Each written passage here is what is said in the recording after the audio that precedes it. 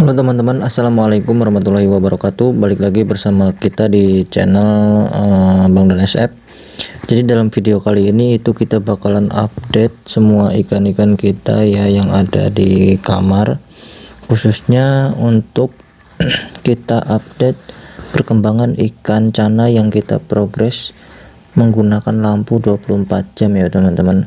Nah, kemarin kan dalam video kemarin kan kita sudah upload mengenai makanan apa saja yang kita gunakan untuk kita treatment ini ikan. Terus untuk sekarang udah masuk puasa ya teman-teman, si ikannya itu udah masuk jadwal puasa. Nah, dalam proses jadwal puasa ini kita tidak serta-merta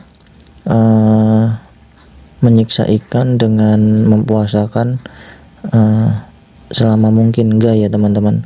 Jadi dalam proses puasa ini kita sembari mentreatment ikan, melatih agar si ikan itu bisa mau makan pelet ya teman-teman. Nah, bisa teman-teman lihat di sini efek daripada penggunaan lampu ini terlihat dari perubahan sirip ya teman-teman. Jadi siripnya itu cenderung dia membatik. Nah, batiknya ini bisa teman-teman lihat agak tebal ya.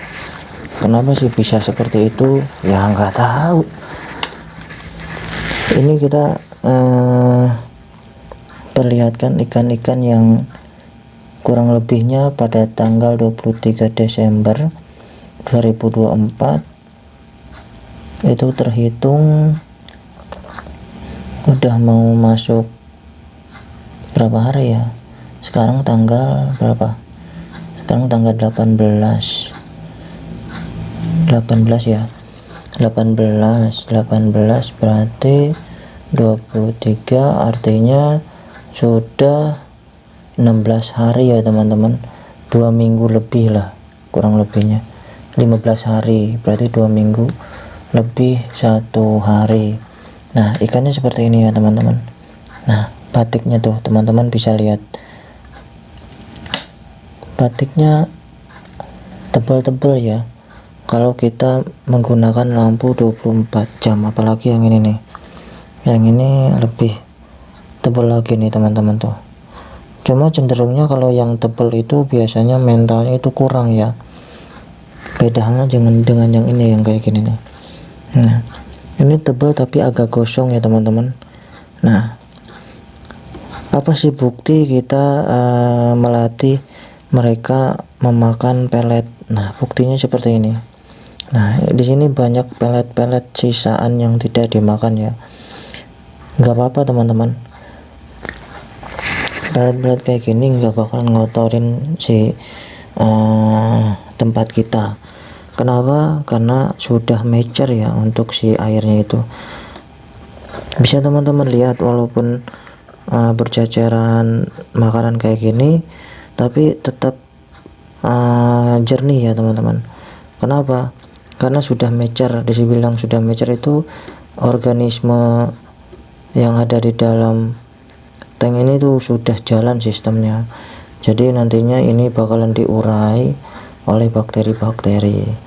Nah, sembari kita melihatnya kondisi air itu masih sehat atau enggak, lihat si ikannya ya teman-teman. Kalau ikan ini siripnya itu masih mengembang, artinya airnya itu masih oke. Beda kalau si ikan itu sudah kuncup. Nah, itu kita harus mengganti airnya. Nah, ini dari tanggal berapa ya? Berarti kalau dikurangin seminggu itu artinya di tanggal 16 ya. Tanggal 16 ini, dari tanggal 16 Desember. Di tanggal 16 Desember itu air ini sudah running ya.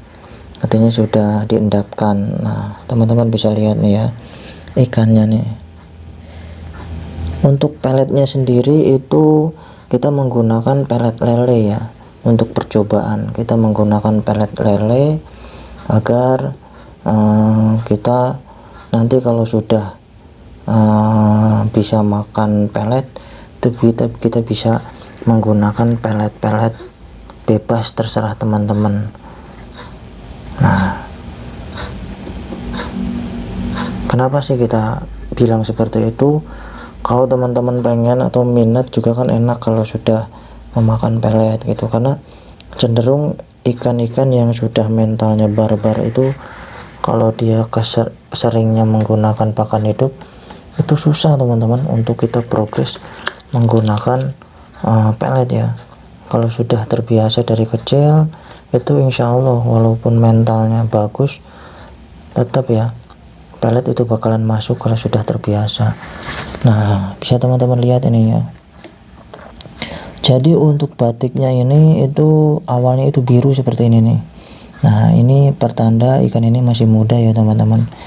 Nah, masih muda, kenapa? Karena si garis kuningnya itu masih tebal nih garis kuningnya. Nah, kalau kasat mata sih nggak kelihatan ya.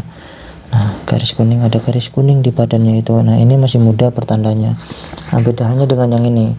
Kalau yang ini udah agak pudar ya.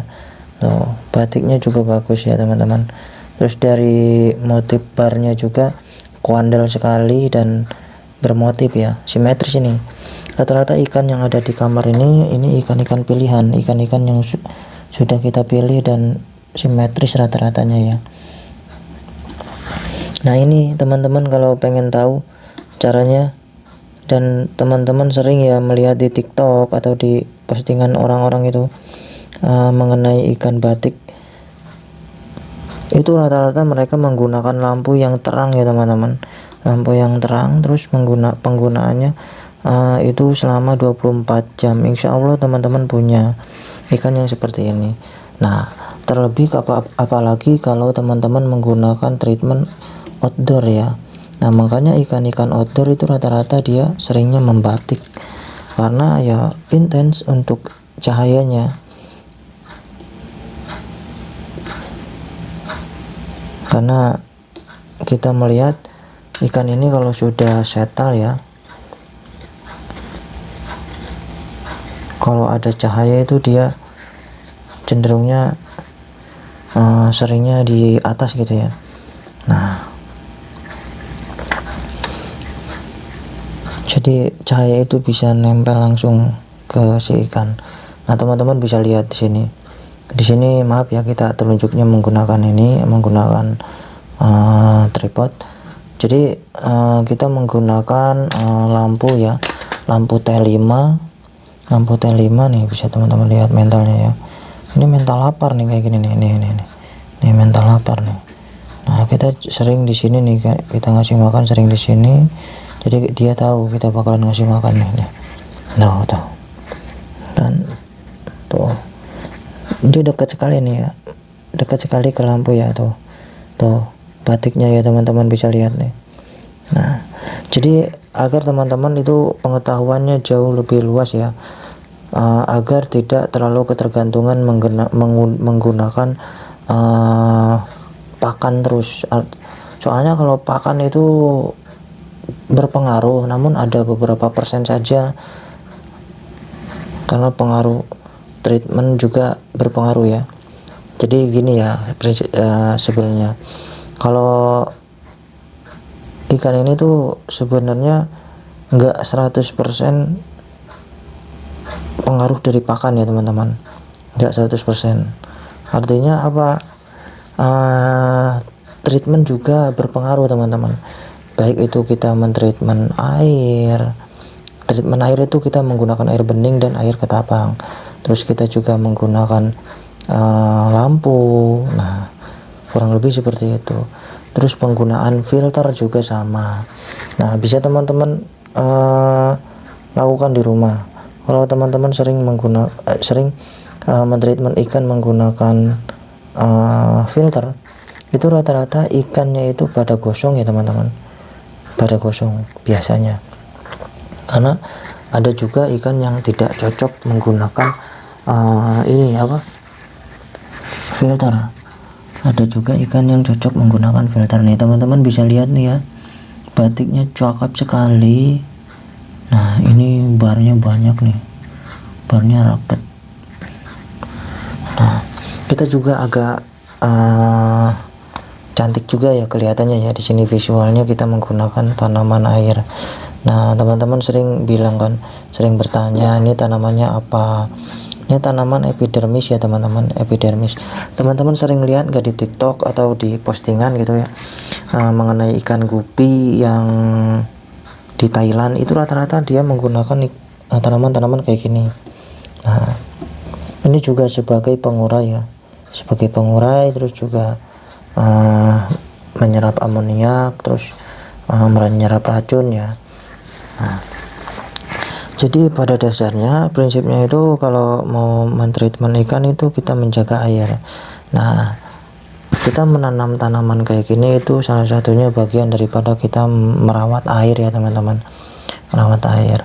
Terus puasa juga salah satu cara agar si airnya itu kita nggak sering ganti atau sering kuras, karena si air itu biasanya kalau air lama itu ada bakterinya, terus bakteri pengurai gitu maksudnya. Nah, jadi si makanan-makanan atau kotoran-kotoran ikan itu bisa terurai. Contoh terurainya seperti apa nih? Ada lumut ya teman-teman. Nah, ini berlumut nih ya. Ini lumut nih, ini lumut tuh hijau ya lumutnya. Ini bagus, cakep sekali. Nah, kalau bakteri yang mati itu seperti ini. Jadi lumutnya itu dia lumut-lumut hitam kayak gini. Nah, tapi di atasnya itu ada nih ya, artinya dia berpindah gitu ya. Wah, seperti itu. Nah, ini teman-teman bisa lihat ya, ikannya asli. Ini enggak settingan ya, enggak konspirasi juga. Artinya ya teman-teman bisa lakukan di rumah seperti halnya yang kita lakukan di sini ya teman-teman. Penggunaan lampu 24 jam, terus kita atur pola makan si ikan, terus juga kita sering-sering berinteraksi atau sering-sering melatih mentalnya agar bisa terbentuk. Insya Allah kalau teman-teman beli ikan yang kayak gini itu rata-rata di tempat teman-teman juga insya Allah seperti ini. Itu berani jamin 100%.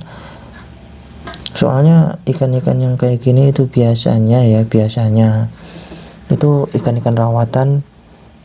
Nantinya kalau ditempatkan di tempat baru, kayak paling awal-awal itu adaptasi air aja ya, seterusnya dia bakalan tahu pokoknya yang di depannya dia itu pasti orang yang memeliharanya, terus itu bakalan dia ngasih makanan ya ke dia ya nih. Teman-teman bisa lihat mentalnya ya. Nah, ini sih yang paling cakep yang kita punya, itu bagus ya ininya ya, apa, lah batiknya tuh, walah mantap. Nah, seperti ini ya teman-teman yang sering teman-teman lihat di postingan. Nah, batiknya ya tebal-tebal kayak gini. Ini rata-rata gara-gara lampu ya teman-teman, gara-gara lampu. Dan ini kalau teman-teman bisa konsisten itu bisa kayaknya ya, karena kita cenderung kalau sudah besar itu jarang bisa langsung kandel, suka ada mutasi-mutasi lain. Nah, kurang lebih seperti ini. Jarang kita punya ikan yang besar tapi sudah batiknya kandel seperti ini, jarang ya. Kecuali teman-teman kalau mau ngepush si ikan nggak apa-apa kayaknya, tapi itu juga bakalan ada efeknya juga ke si ikan ya. Nah, oke, mungkin cukup sekian untuk video kali ini ya, video singkat yang mungkin bisa memberikan pencerahan bagi teman-teman yang pengen gitu ya. Ini disclaimer, ini berdasarkan pengalaman saya saja dan kita bisa sharing, belajar bareng ya teman-teman. Kita nggak ada niat konspirasi, kita nggak ada niat buat menjatuhkan produk. Bebas teman-teman mau membeli produk apa saja bebas, itu juga ada pengaruhnya ya teman-teman. Teman-teman bisa lebih memperkuat lagi genetiknya, lebih memperkuat lagi hasil treatmentannya menggunakan pakan yang beredar di pasaran ya teman-teman. Oke, mungkin cukup sekian untuk video kali ini, kurang lebihnya saya mohon maaf. Saksikan video kita selanjutnya mengenai perkembangan ikan cana yang kita pelihara di kamar ini ya teman-teman. Ya, mudah-mudahan kita punya project galeri terbaru bisa cepat rampung ya. Oke, cukup sekian. Wassalamualaikum warahmatullahi wabarakatuh. Enjoy.